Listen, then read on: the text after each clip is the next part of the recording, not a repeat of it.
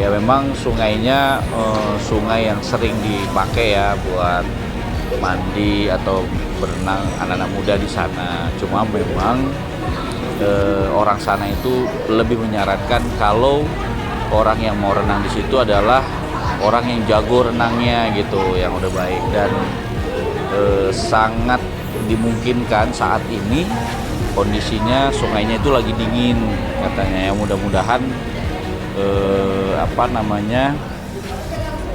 ya masih sehat lah gitu, masih baik lah insya Allah.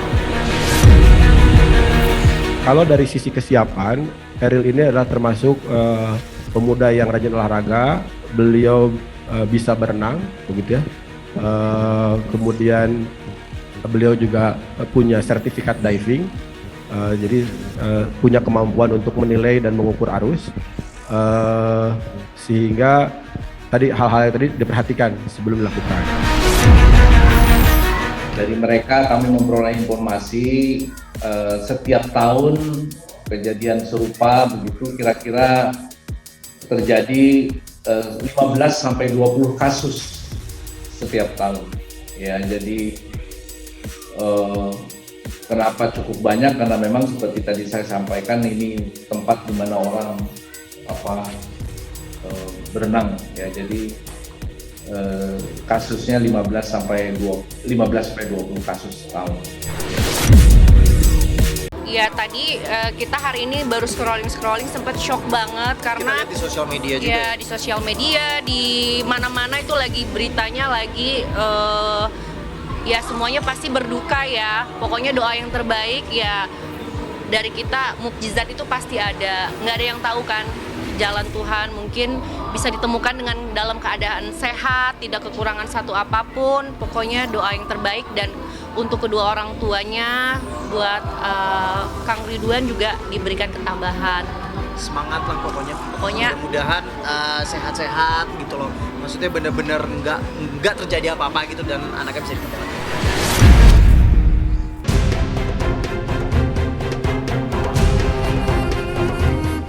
Proses pencarian terhadap putra Gubernur Jawa Barat Ridwan Kamil Emeril Khan Mumtaz atau yang kerap disapa dengan Eril yang hanyut di sungai Our, Bern, Swiss masih terus dilakukan oleh tim penyelamat dari Swiss, dan hingga berita ini diturunkan keberadaan Eril masih belum ditemukan. Kabar hilangnya putra sulung Gubernur Jawa Barat Ridwan Kamil yang terseret arus sungai Our, Bern, Swiss sontak saja membuat masyarakat heboh. Rasa prihatin dan sedih tentu saja tidak hanya dirasakan oleh keluarganya, tetapi juga berbagai lapisan masyarakat merasakannya. Lantas, seperti apakah perkembangan terbaru proses pencarian Eril? Dan benarkah Sungai Our setiap tahunnya menelan korban 15 hingga 20 orang? Seperti apa pula tanggapan sejumlah selebriti terkait hilangnya putra sulung orang nomor 1 di Jawa Barat tersebut?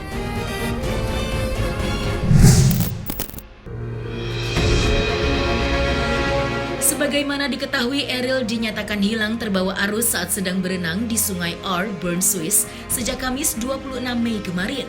Sampai dengan saat ini berbagai upaya dilakukan oleh tim penyelamat untuk menemukan keberadaan Eril. Pihak Kedutaan Besar Republik Indonesia juga bergerak cepat dan langsung melakukan tindakan yang berkoordinasi dengan kepolisian setempat, tim SAR, tim medis, hingga tim polisi sungai untuk melakukan penyisiran. Pencarian Eril tidak hanya dilakukan dengan menyelami sungai, tetapi juga melalui pantauan udara dengan menggunakan drone. Maka, seperti inilah pernyataan resmi keluarga Ridwan Kamil dan Kedutaan Besar Republik Indonesia untuk Swiss terkait proses pencarian Eril.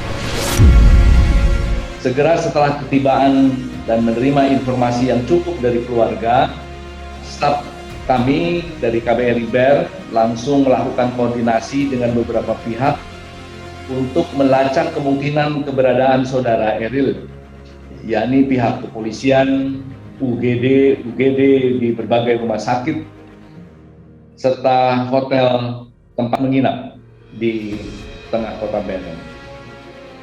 KBRI berkoordinasi dengan polisi Mereka telah melakukan tindakan pencarian darurat sepanjang rute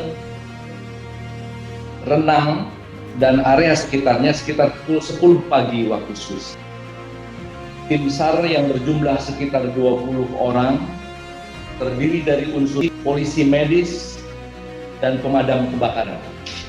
Jadi memang ada khusus polisi sungai. Metode pencarian pagi ini lebih intensif, dengan search, menggunakan drone untuk menyisir sungai Are dan melakukan penyelaman. Sekali lagi tentu saja penyelaman terutama disesuaikan dengan situasi. Sebab kalau karena bekas hujan misalnya atau bekas salju, karena danau dan sungai Are ini airnya adalah datang dari salju yang meleleh. Sehingga kemudian relatif dingin suhunya.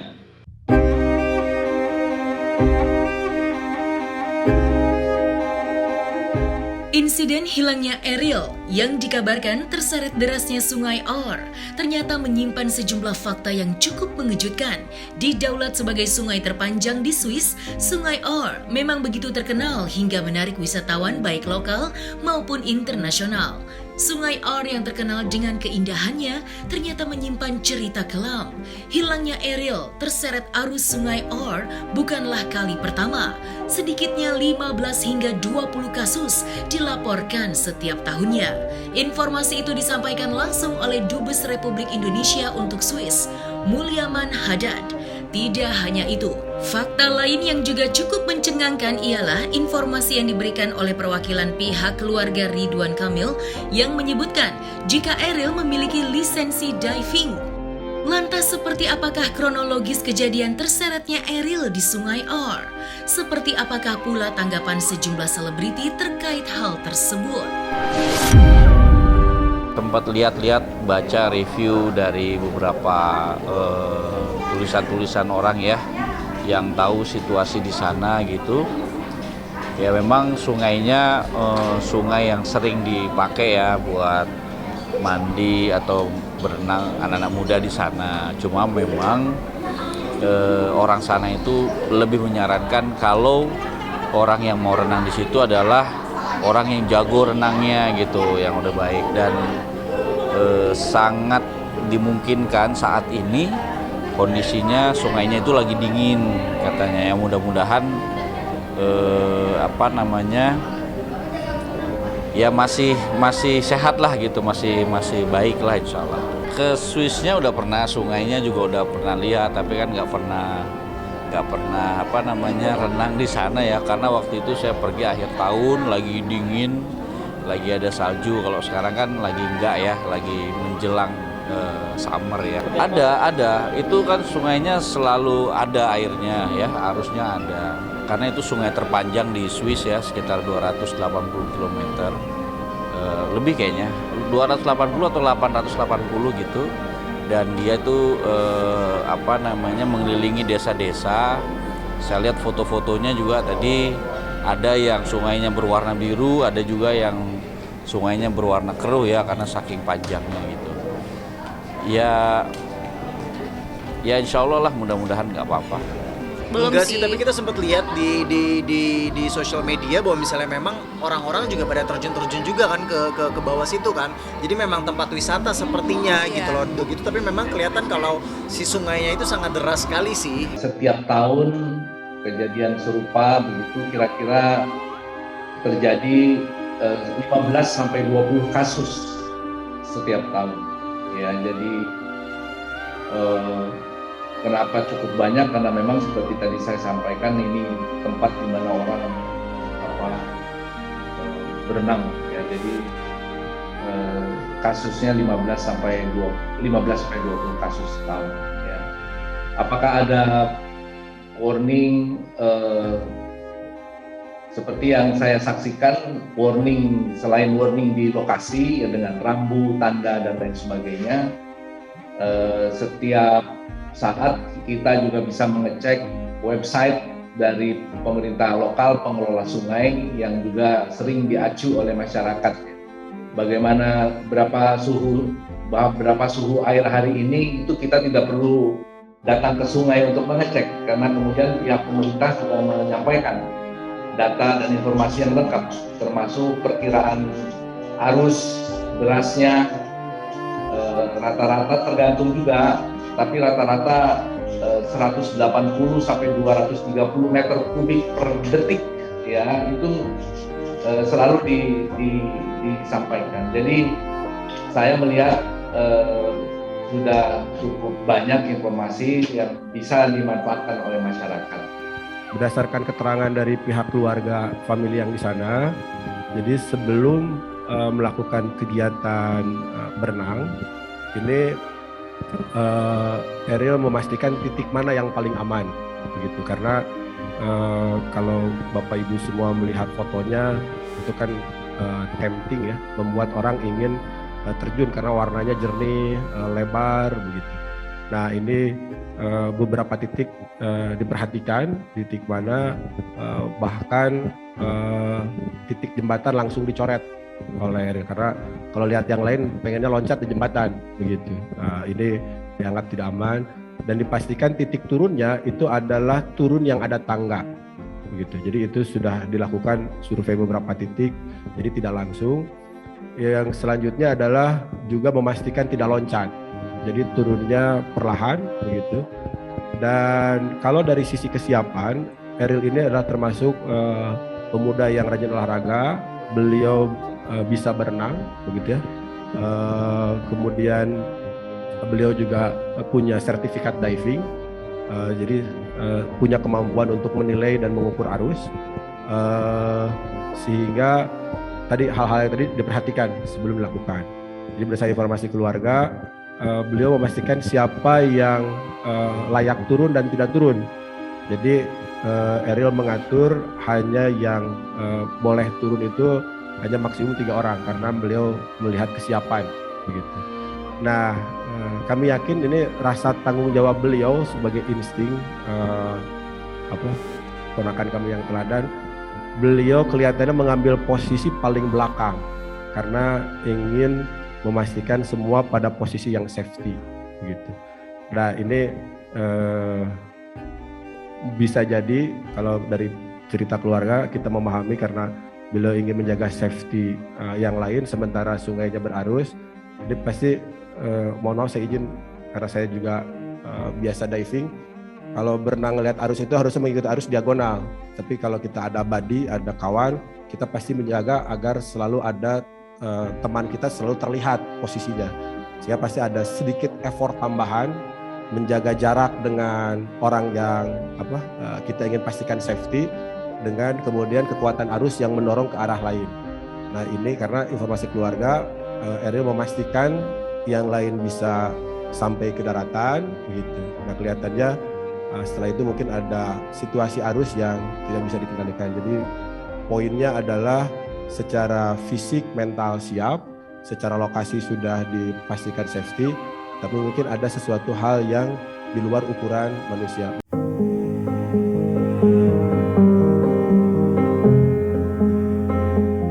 Kabar hilangnya Ariel yang sampai dengan saat ini masih terus dilakukan pencarian membuat masyarakat ikut prihatin. Sejumlah selebriti tanah air ramai-ramai ikut mendoakan anak sulung Gubernur Jawa Barat itu supaya lekas ditemukan dalam keadaan sehat. Meski awalnya syok mendengarkan kabar tidak menyenangkan itu, tetapi harapan tetap mereka jaga. Terlebih kedatangan Ariel di Swiss untuk melanjutkan pendidikannya. Maka bertambah pilu saja mendengar kabar hilangnya Ariel, mulai dari Krisdayanti, Diki Chandra, hingga Lucky Perdana ikut mendoakan dan berharap Ariel bisa ditemukan dalam keadaan selamat. Maka seperti inilah doa dan harapan sejumlah selebriti tanah air atas hilangnya Ariel.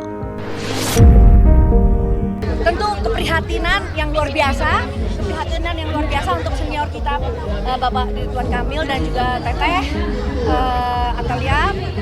Saya sangat prihatin, saya bisa merasakan karena saya juga seorang ibu ya, bagaimana bagaimanapun tadi saya merasa kehilangan juga, dan saya langsung telepon putra kedua saya, Azriel, karena yang mana dia juga umurnya sama dengan Mas Eri ya.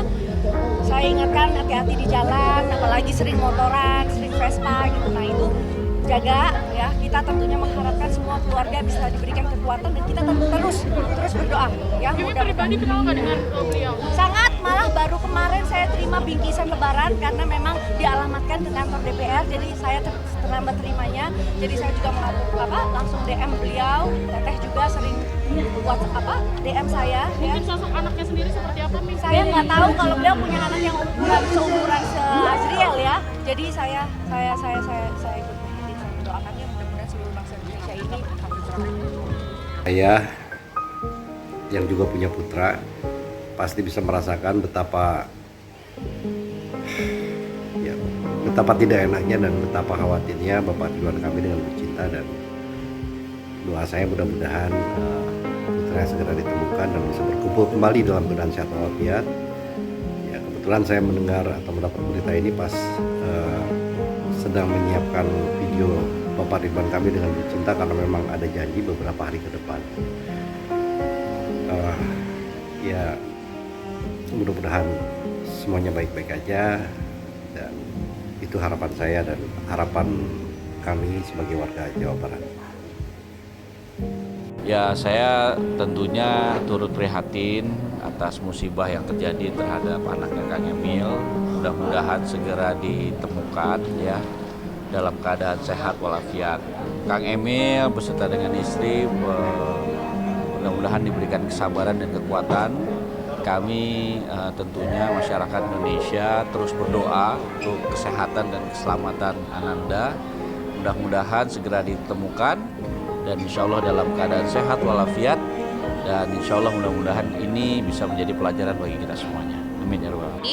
Kita hari ini baru scrolling sempat shock banget karena Kita lihat di sosial media juga. ya di sosial media, di mana-mana itu lagi beritanya lagi ya semuanya pasti berduka ya. Pokoknya doa yang terbaik ya dari kita, mukjizat itu pasti ada. Nggak ada yang tahu kan jalan Tuhan, mungkin bisa ditemukan dengan dalam keadaan sehat, tidak kekurangan satu apapun. Pokoknya doa yang terbaik, dan untuk kedua orang tuanya, buat Kang Ridwan juga diberikan ketabahan. Semangat lah pokoknya. Mudah-mudahan sehat-sehat gitu loh. Maksudnya bener-bener nggak terjadi apa-apa gitu, dan anaknya bisa ditemukan. Selesai sudah Cumi Lovers. Bersama Cumi Cam In-Depth, kabar lengkap, mendalam, dan akurat dari narasumber terpercaya. Dan jangan lupa untuk like, subscribe, dan juga share channel YouTube Cumi Cumi.